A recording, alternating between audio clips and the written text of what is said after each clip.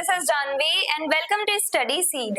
आज हम class 12 political science chapter 2 का टॉपिक 8 पढ़ेंगे, that is south Asian association for regional cooperation, जिसे इन शॉर्ट हम कहते हैं सार्क।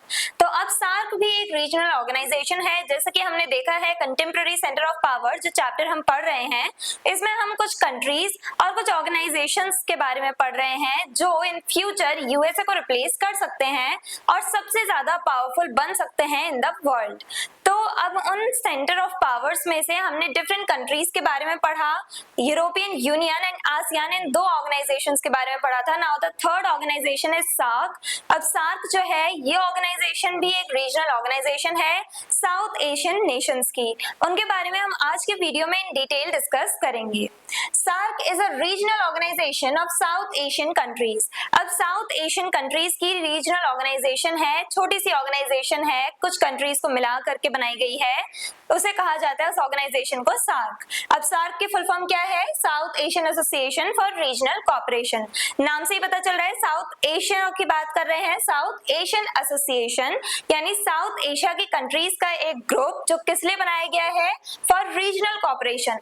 रीजनल लेवल पे कोऑपरेट किया जाए, सारी कंट्रीज आपस में एक दूसरे के साथ कोऑपरेट करें, तो उसके लिए ये रीजनल ऑर्गेनाइजेशन बनाई गई सार्क। अब सार्क जो है ये कब बनाई गई थी? 1985 में, after signing the SAARC charter. SAARC charter ये साइन किया गया था, उसके बाद जाके 1985 में जो सार्क है ये ऑर्गेनाइजेशन एस्टैब्लिश की गई। The first SAARC summit was held in Dhaka, Bangladesh. अब जो फर्स्ट समिट यानी फर्स्ट मीटिंग जो हुई थी सार्क नेशंस की, वो कहाँ पे हुई? ढाका में। ढाका क्या है? बांग्लादेश की कैपिटल है। तो बांग्लादेश में सबसे पहली समिट हुई, सार्क समिट। अब मेंबर नेशंस कौन कौन से हैं?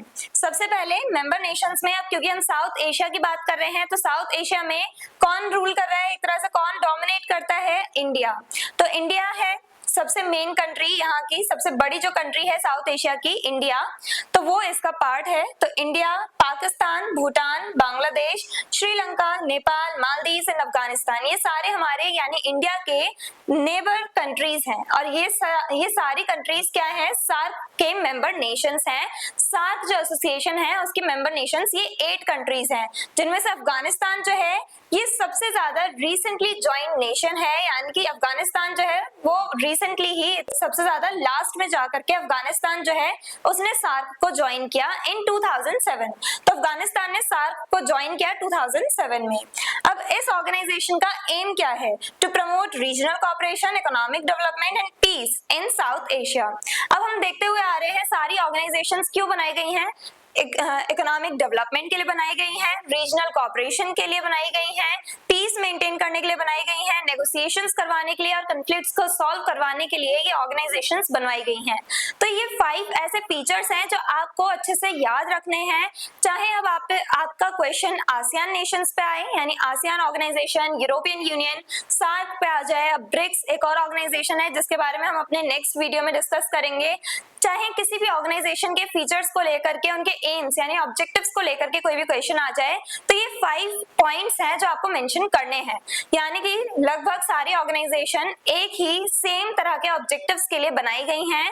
पहला, रीजनल कोऑपरेशन मेंटेन करना है, पीस मेंटेन करनी है, साथ में उस एरिया के, उस ऑर्गेनाइजेशन की जितनी भी कंट्रीज हैं वो आपस में कोऑपरेट करें, अच्छे रिलेशंस को मेंटेन करें, कॉन्फ्लिक्ट्स जो भी हो रहे हैं उन्हें सॉल्व किया जाए, नेगोशिएशंस करवाए जाएं, वॉर लाइक सिचुएशंस को कंट्रोल किया जाए, इकोनॉमिक डेवलपमेंट यानी कि सारी कंट्रीज जो हैं वो आपस में ट्रेड करें।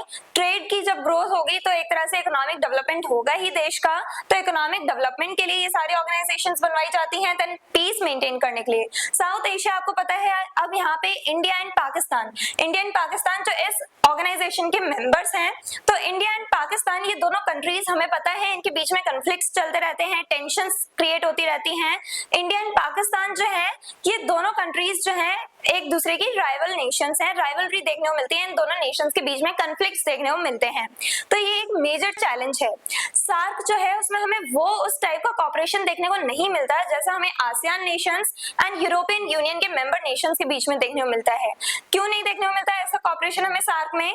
क्योंकि सार्क जो ऑर्गेनाइजेशन है यहाँ पे इंडिया एंड पाकिस्तान ये दोनों नेशंस जो हैं एक तरह से इनके बॉर्डर्स जो हैं वो डेंजर जोन में आते हैं। क्यों? क्योंकि इंडिया एंड पाकिस्तान के बीच में किस टाइप से कन्फ्लिक्ट्स राइज होते रहते हैं ये मुझे बताने की जरूरत नहीं है। आई होप आप समझ रहे हो कि ये दोनों जो कंट्रीज हैं, क्योंकि ये दोनों कंट्रीज आपस में सही से कोऑपरेट नहीं करती हैं, तो इसी वजह से ये मेजर चैलेंज बन जाता है सार्क ऑर्गेनाइजेशन के लिए। जो ऑर्गेनाइजेशन बनाई इसलिए गई है कि रीजनल कोऑपरेशन को बढ़ाया जा सके, इंक्रीज किया जाए। वहां पे दो ऐसे नेशंस, बड़े nations, major nations India and Pakistan, वो आपस में कोऑपरेट करना ही नहीं चाहते किसी भी टर्म्स में। हालांकि ट्रेड के टर्म्स में हम कह सकते हैं कि कोऑपरेट किया जाता है। अब इकोनॉमिक डेवलपमेंट के लिए, अपने इकोनॉमिक बूस्ट के लिए सारी कंट्रीज हर एक कदम ले सकती है, हर एक काम कर सकती है अपनी ग्रोथ के लिए। तो ट्रेड जो है, अब जैसे हम देख सकते हैं चाइना जो है, क्योंकि चाइना और इंडिया जो है इनके भी रिलेशंस कुछ अच्छे नहीं है, लेकिन फिर भी दोनों के बीच में ट्रेड होता है। यानी कि पॉलिटिकल लेवल पे कुछ भी हो रहा हो, अगर दोनों कंट्रीज जो हैं एक दूसरे के एनिमी हैं, लेकिन उसके बाद भी जाकर के ये सारी कंट्रीज जो हैं ट्रेड के टर्म्स में एक दूसरे के साथ कोऑपरेट करती हैं। यानी अपने इकोनॉमिक ग्रोथ के लिए, इकोनॉमिक डेवलपमेंट के लिए सारी कंट्रीज जो हैं वो आपस में रिलेशंस बनाए रखती हैं। ट्रेड रिलेशंस देखने को मिलते हैं हमें, चाहे दो कंट्रीज एक दूसरे के दुश्मन ही क्यों ना हो, अपने इकोनॉमिक डेवलपमेंट के लिए, अपने फायदे के लिए सारी कंट्रीज जो है वो ट्रेड करती हैं एक दूसरे के साथ। तो रीजनल कोऑपरेशन जैसा हमें दूसरे ऑर्गेनाइजेशंस में देखने को मिलता है, वैसा हमें यहाँ सार्क में देखने को नहीं मिल रहा बिकॉज ऑफ these countries, क्योंकि इंडिया एंड पाकिस्तान, इन दोनों के बीच में कन्फ्लिक्ट्स अराइज होते रहते हैं, रीजनल टेंशंस क्रिएट होती रहती हैं। जैसे अभी हमने देखा इंडिया जो है उसके मालदीव्स के साथ भी अभी रिसेंटली ही आपने पढ़ा होगा न्यूज में, जो रिलेशंस हैं वो बिगड़ गए थे। अब क्योंकि मालदीव्स जो है, मालदीव जो नेशन है ये एक छोटी सी आइलैंड नेशन है, डिफरेंट आइलैंड से मिलकर बना हुआ है। मालदीव्स जो साउथ में है, इंडिया के साउथ में जाकर के है। तो मालदीव्स जो है यहाँ पे मेनली जो टूरिस्ट हैं उन्हीं की वजह से इस कंट्री की इकोनॉमी चल पाती है मालदीव्स की, और most of the tourist India से जाते हैं घूमने मालदीव्स। लेकिन अब मालदीव्स में कुछ ऐसे सिचुएशंस अराइज हो गए हैं, उन्होंने हमारे प्राइम मिनिस्टर को लेकर के गलत बोला, जिसकी वजह से जो इंडियंस हैं उन्होंने वहां पे जाना बंद कर दिया। और मालदीव्स में क्या हुआ है, मालदीव्स की इकोनॉमी जो है वो डाउनफॉल, उसमें हमें डाउनफॉल देखने को मिला है। तो इस टाइप के जो टेंशंस क्रिएट होते हैं उसकी वजह से ये सारी कंट्रीज आपस में कोऑपरेट करने से मना कर देती हैं, रिफ्यूज कर देती हैं, कोऑपरेट नहीं करती हैं आपस में, जिसकी वजह से उतनी सक्सेसफुल नहीं है ये ऑर्गेनाइजेशन जितने की यूरोपियन यूनियन एंड आसियान हमें देखने को मिलती है।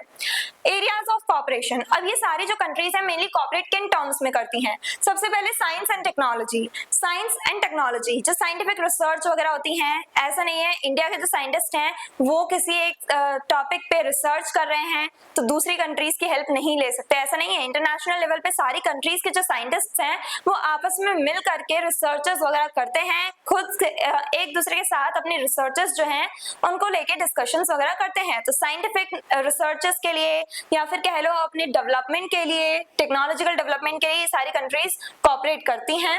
कल्चर एंड एजुकेशन, एक तरह से हम देख सकते हैं अब जब लोगों का मूवमेंट होगा तो कल्चरल एक्सचेंज हो रहा है, साथ ही साथ एजुकेशन सिस्टम कैसा होना चाहिए, कैसे हम अपने एजुकेशन सिस्टम को और ज्यादा इंप्रूव कर सकते हैं, तो उस सब को लेके ये सारी कंट्रीज आपस में कोऑपरेट करती हैं। अब जैसे अगर हम इंडिया की बात करें तो इंडिया में बाहर से काफी सारे लोग आते हैं, काफी सारे स्टूडेंट्स आते हैं पढ़ने के लिए, तो एजुकेशन सिस्टम जो है वो हमें अच्छे से मेंटेन करना है, उसको लेकर के ये सारी कंट्रीज कोऑपरेट करती हैं कि किस टाइप से हमें कैसे पॉलिसीज रखनी चाहिए, किस टाइप से हम अपने एजुकेशन सिस्टम को और ज्यादा इंप्रूव कर सकते हैं। और एक तरह से ये कंट्रीज जो हैं इंटरनेशनल लेवल पे स्टूडेंट्स को प्लेटफॉर्म प्रोवाइड करती हैं कि डिफरेंट कंट्री से स्टूडेंट्स आ करके हमारी कंट्री में पढ़ सकते हैं। हमारी कंट्री में आके जो स्टूडेंट्स हैं वो यहाँ के एजुकेशन के थ्रू नॉलेज गेन कर सकते हैं। ट्रेड एंड इकोनॉमिक कोऑपरेशन होता है इन सभी कंट्रीज के बीच में, मेंबर नेशंस के बीच में। इसकी वजह से क्या होगा, इकोनॉमिक डेवलपमेंट होगा, इकोनॉमी की ग्रोथ होगी। तो ये कुछ मेन ऐसे एरियाज हैं जहां पे कोऑपरेट किया जाता है। इन फील्ड्स में कोऑपरेट करते हैं कौन? SAARC nations. SAFTA, South Asian free trade area. अब साफ्टा क्या है, जैसे हमने देखा था आसियान का फ्री ट्रेड एरिया बना हुआ है, डिफरेंट कंट्रीज जो हैं साउथ ईस्ट एशियन नेशंस जो हैं, जो आसियान के मेंबर नेशंस हैं, वो सब आपस में फ्री ट्रेड एरिया उन्होंने क्रिएट कर रखा है। यानी कि ये सारी कंट्रीज जो हैं आपस में ट्रेड करती हैं फ्रीली, विदाउट रिस्ट्रिक्शन ट्रेड कर सकती हैं, जिससे क्या होता है, इकोनॉमिक ग्रोथ होती है, इकोनॉमिक डेवलपमेंट होता है कंट्रीज का। वही अब हमें सार्क में भी देखने को मिल रहा है। साउथ एशियन नेशंस जो है उन्होंने भी अपना फ्री ट्रेड एरिया बना रखा है, यानी साउथ एशियन मेंबर्स जो हैं, सार्क के जो मेंबर्स हैं, मेंबर नेशंस, इन सभी देशों ने फ्री ट्रेड एरिया जो है वो बना रखा है। अब फ्री ट्रेड एरिया के अकॉर्डिंग ये इन्होंने साइन किया है, साफ्टा एग्रीमेंट उन्होंने साइन किया 2004 में। जो मेंबर नेशंस हैं सार्क के, उन्होंने 2004 में साफ्टा एग्रीमेंट साइन किया, जिसके अकॉर्डिंग अब ये सारी कंट्रीज जो है मेंबर नेशंस वो विदाउट रिस्ट्रिक्शंस एक दूसरे के साथ ट्रेड कर सकती हैं। एम क्या है साफ्टा का? Reduce trade barriers and increase regional trade, यानी कि जो ट्रेड के लिए हम रिस्ट्रिक्शंस लगाते हैं, फॉर एग्जांपल अगर हम अपनी कंट्री में कुछ इंपोर्ट करवा रहे हैं तो हम उस पर रिस्ट्रिक्शंस लगा देते हैं।